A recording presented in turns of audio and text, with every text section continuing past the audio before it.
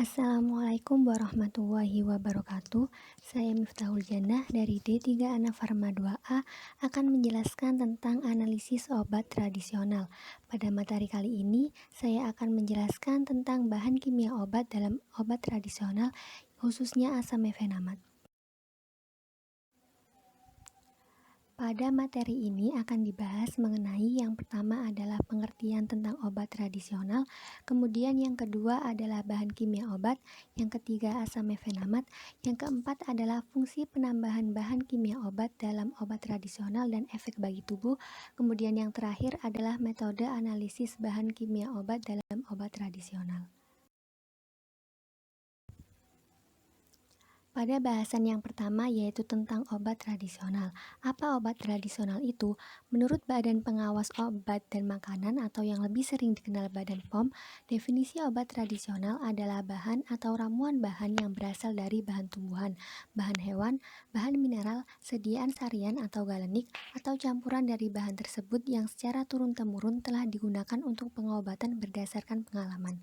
Sesuai dengan perundang-undangan yang berlaku, obat tradisional dilarang menggunakan atau mengandung antara lain yang pertama, bahan kimia hasil isolasi atau sintetik berkhasiat obat, narkotika atau psikotropika, dan hewan atau tumbuhan yang dilindungi.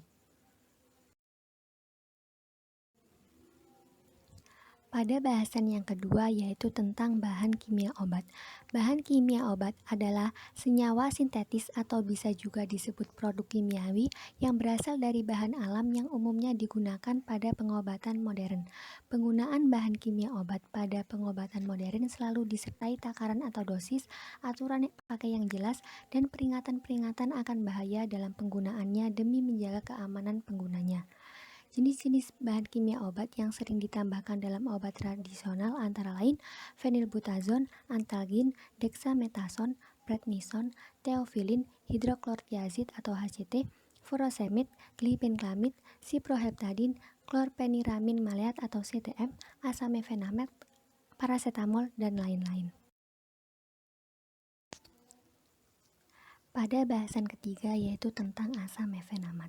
Asam mefenamat merupakan suatu senyawa organik dengan rumus kimia C15H15NO2 dengan nama lain asam N2,3 silantranilat asid.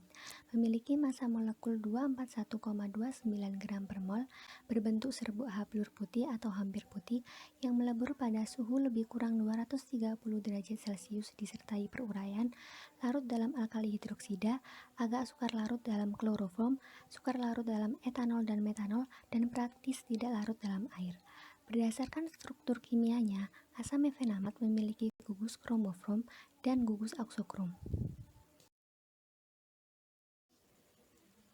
Pada bahasan keempat yaitu tentang fungsi penambahan bahan kimia obat dalam obat tradisional dan efek bagi tubuh. Bahan kimia obat bertujuan memberikan efek yang diinginkan tercapai lebih cepat dari biasanya, khususnya asam mefenamat yang memiliki efek analgesik yaitu pereda nyeri dan termasuk ke dalam golongan obat antiinflamasi non-steroid, yaitu meredakan peradangan. Bahan kimia obat ini sangat aman jika digunakan dengan dosis yang dianjurkan. Dosis umum asam mefenamat untuk dewasa dan anak berusia di atas 14 tahun yaitu 500 mg 3 kali sehari dari awal nyeri hingga maksimal 7 hari. Kemudian efek samping bagi tubuh yaitu antara lain gangguan saluran pencernaan seperti mual, muntah, diare, iritasi lambung, gangguan ginjal, gangguan penglihatan, gangguan darah seperti trombositopenia atau berkurangnya trombosit dalam darah, dan anemia hemolitik. Kemudian pada bahasan yang terakhir yaitu metode analisis bahan kimia obat dalam obat tradisional. Metode analisis ini terbagi menjadi dua, yaitu analisis kualitatif dan analisis kuantitatif. Analisis kualitatif dengan metode kromatografi lapis tipis dan analisis kuantitatif dengan metode spektrofotometri UV vis. Pada kromatografi lapis tipis Dilakukan preparasi sampel dengan cara diambil beberapa bungkus jamu, kemudian dicampur dan ditimbang. Kemudian diambil beberapa bagian jamu yang telah dicampur dan dimasukkan dalam labu Erlenmeyer dan ditimbang kembali.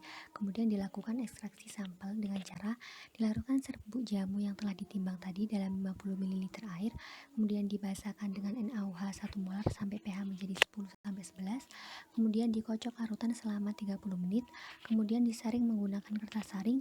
Kemudian diasamkan filtrat yang diperoleh dengan HCl 1 molar sampai pH menjadi 2. Kemudian dipekatkan dengan rotary evaporator vakum.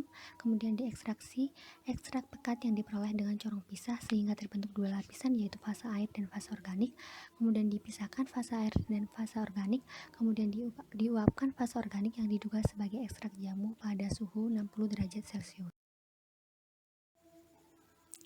Kemudian dilakukan pemisahan senyawa yang terkandung dalam sampel dengan cara disiapkan plat silika gel 60F254 dengan ukuran 10 x 20 cm, kemudian dilarutkan ekstrak pekat jamu dalam 5 ml etanol, kemudian ditotolkan sepanjang plat pada jarak 3 cm dari bawah dan 2 cm dari atas, kemudian dielusi dengan menggunakan pelarut yang telah dijenuhkan, kemudian dihentikan elusi setelah gerakan larutan pengembangan atau setelah gerakan eluan sampai pada garis batas atas, kemudian diukur harga RF noda yang terbentuk dan diperiksa di bawah sinar UV pada panjang gelombang 254 dan 366 nanometer.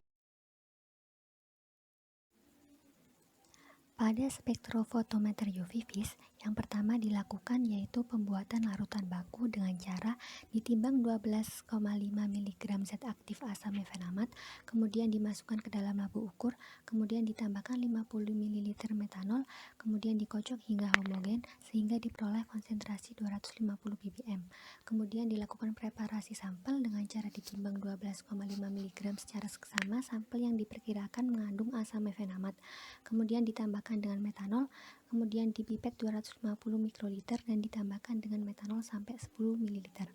Kemudian dilakukan penentuan panjang gelombang maksimum dengan cara diambil 0,36 ml dari larutan baku asam mefenamat 250 ppm, kemudian diencerkan dengan metanol sampai volume 10 ml hingga diperoleh konsentrasi 9 ppm. Kemudian dikocok larutan tersebut hingga homogen dan dimasukkan ke dalam kuvet, kemudian dibaca absorbansinya pada panjang gelombang 200 sampai 400 nanometer. Selanjutnya dilakukan pembuatan kurva baku dengan cara dibuat seri konsentrasi 5, 7, 9, 11, dan 13 ppm dari larutan baku 250 ppm, kemudian diambil 0,2 ml larutan baku, kemudian diencerkan dengan metanol sampai 10 ml untuk konsentrasi 5 ppm, kemudian dilakukan cara yang sama untuk konsentrasi 7, 9, 11, dan 13 ppm, kemudian dibaca absorbansinya pada panjang gelombang maksimum, kemudian dihitung persamaan kurva bakunya dari data hasil absorbansi sehingga diperoleh persamaan garis Y sama dengan AX plus B. Kemudian dilakukan penetapan kadar sampel dengan cara ditimbang 12,5 mg zat aktif asam mefenamat, kemudian dilarutkan dengan metanol hingga volumenya 50 ml, kemudian diencerkan dari larutan tersebut dengan metanol seperti pada pembuatan seri konsentrasi hingga 11 ppm.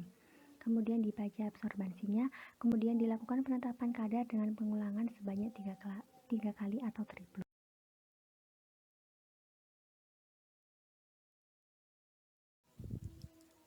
Cukup sekian penjelasan materi dari saya. Terima kasih. Wassalamualaikum warahmatullahi wabarakatuh.